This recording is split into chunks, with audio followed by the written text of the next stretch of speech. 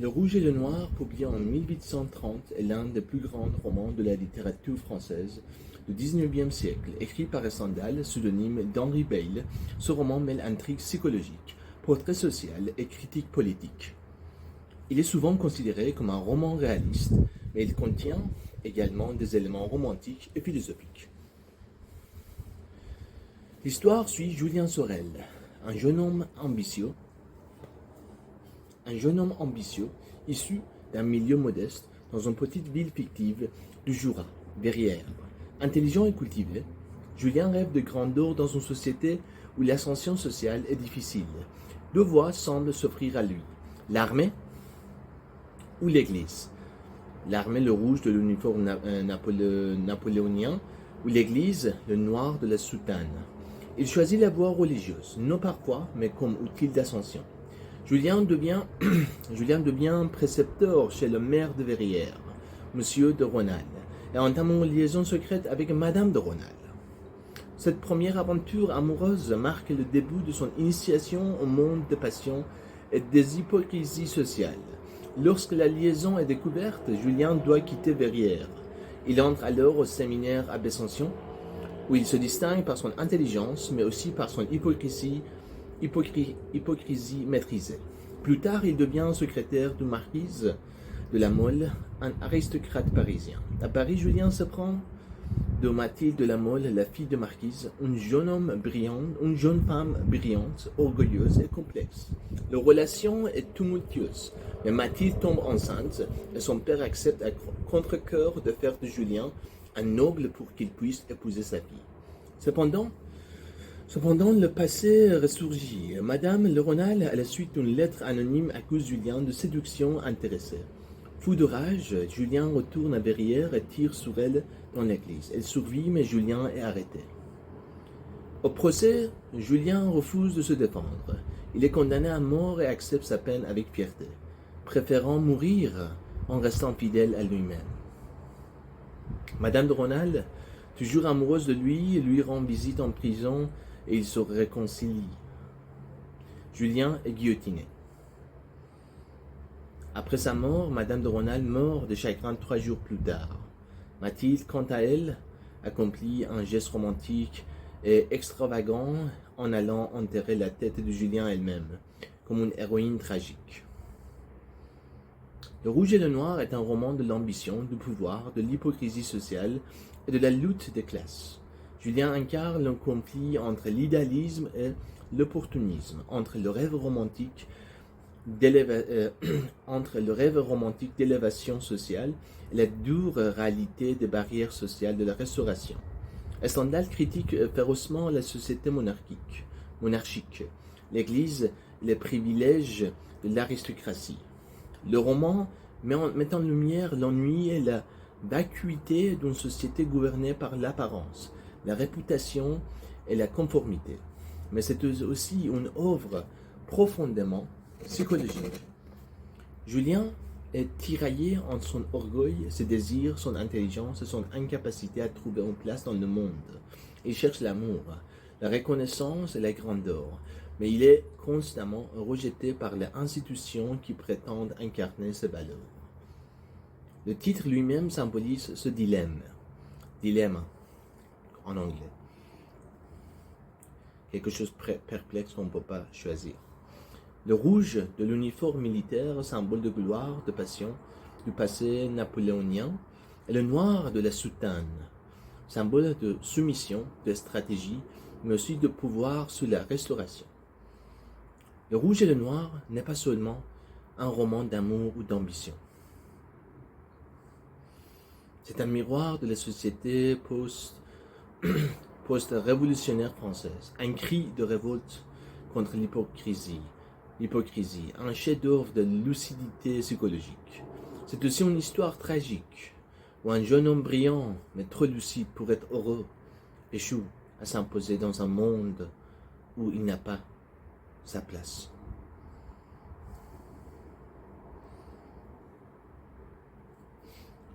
L'homme assis dans le couloir.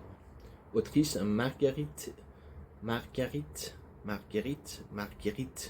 Duras. Parution 1980. L'homme assis dans le couloir est une œuvre brève, dense et profondément sensorielle. Le récit s'ouvre sur une scène troublante. Un homme entre dans une pièce, tue un autre homme, puis s'assied nu dans le couloir.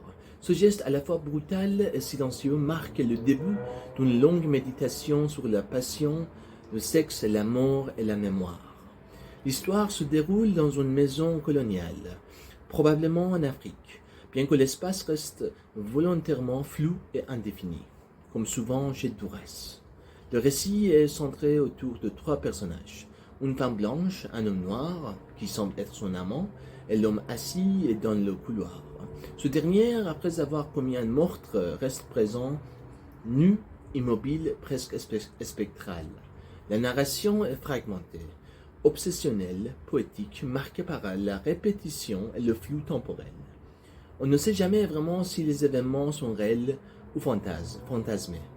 Si l'on est dans le souvenir, dans le fantasme ou dans la reconstruction après un choc. Le texte est écrit dans une langue épurée, presque incantatoire,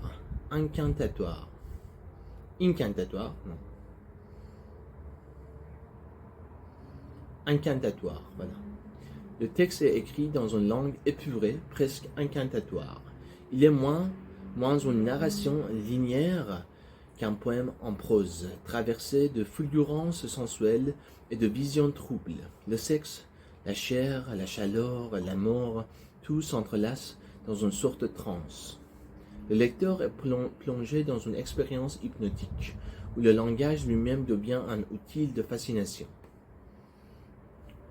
Marguerite Duras explore ici la violence du désir et les limites de la représentation. Le texte interroge la frontière entre l'amour et la destruction, entre la jouissance et la mort. Ce n'est pas une histoire d'amour au sens classique, comme d'hab. J'ai lu L'amant de Marguerite Duras et l'amour. Compliqué. C'est plutôt une descente dans la zone obscure du désir humain.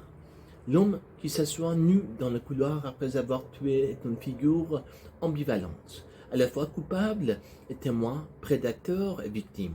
Il devient un symbole du choc existentiel, de l'homme face à la nudité du réel, à la vérité brute des pulsions humaines. Ce livre interroge aussi l'acte d'écrire, comment dire l'indicible, comment représenter la sexualité, la violence et l'instant où le langage échoue.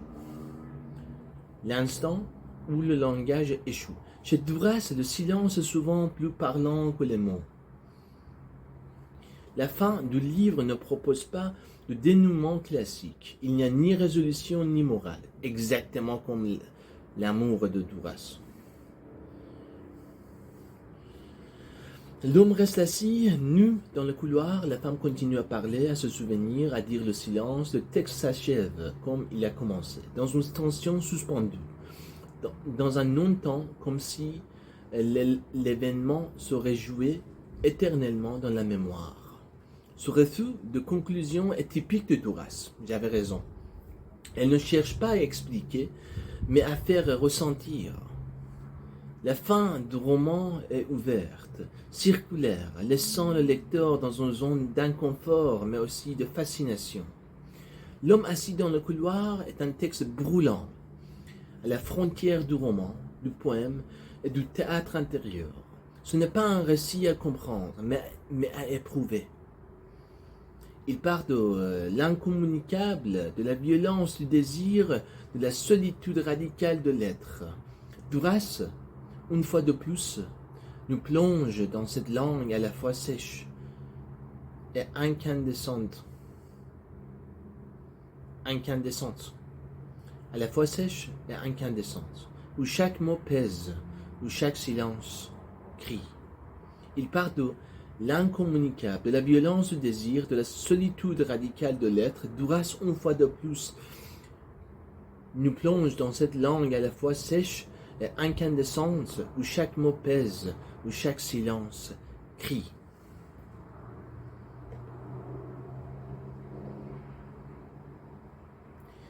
Les frères Karamazov de Fyodor Dostoïevski, publié en 1880, est le dernier roman de Fyodor Dostoïevski.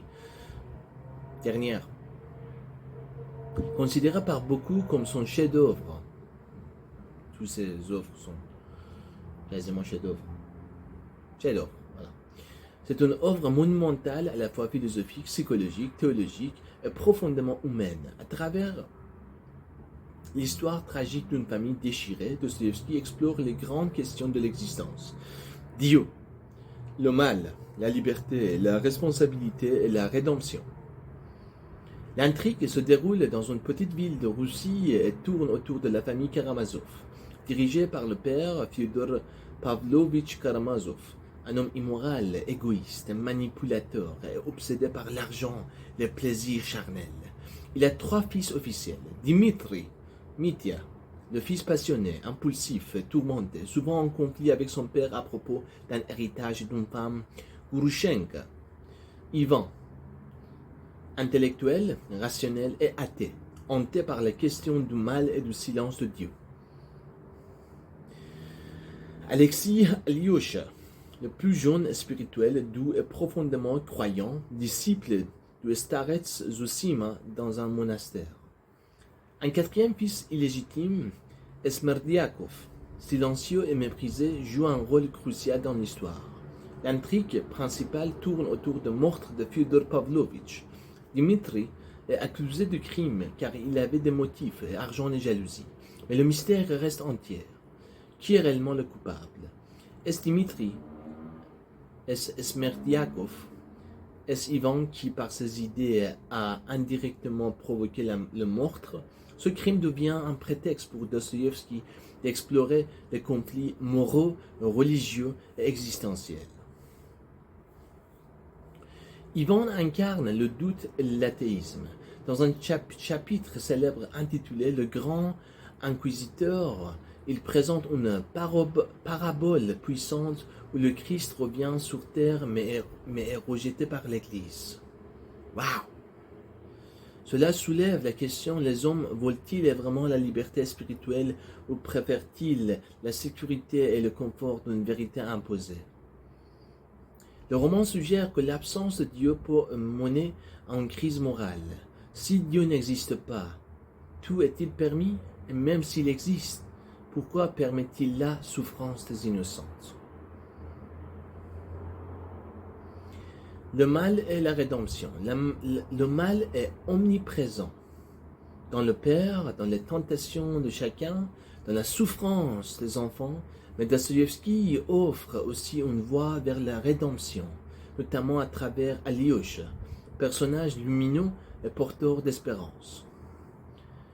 L'œuvre se clôt sur une note de foi en l'homme, malgré la noirceur. Le message final semble être que le salut ne viendra pas des théories abstraites, mais de l'amour fraternel, du pardon et du dévouement sincère. À la fin, Dimitri est condamné au bagne, malgré son innocence apparente. Alyosha, fidèle à ses principes, reste auprès des enfants, des humbles, et incarne l'idée qu'une vie spirituelle et généreuse est encore possible dans un monde brisé. Smerdiakov avoue le meurtre à Ivan avant de se suicider, laissant Ivan sombrer dans la folie, écrasé par le poids de sa propre responsabilité morale. Le roman se termine sur une note d'espérance. Lorsqu'Alyosha réunit des enfants pour les encourager à croire en la bonté humaine, à ne jamais oublier l'amour et à se souvenir des morts avec joie.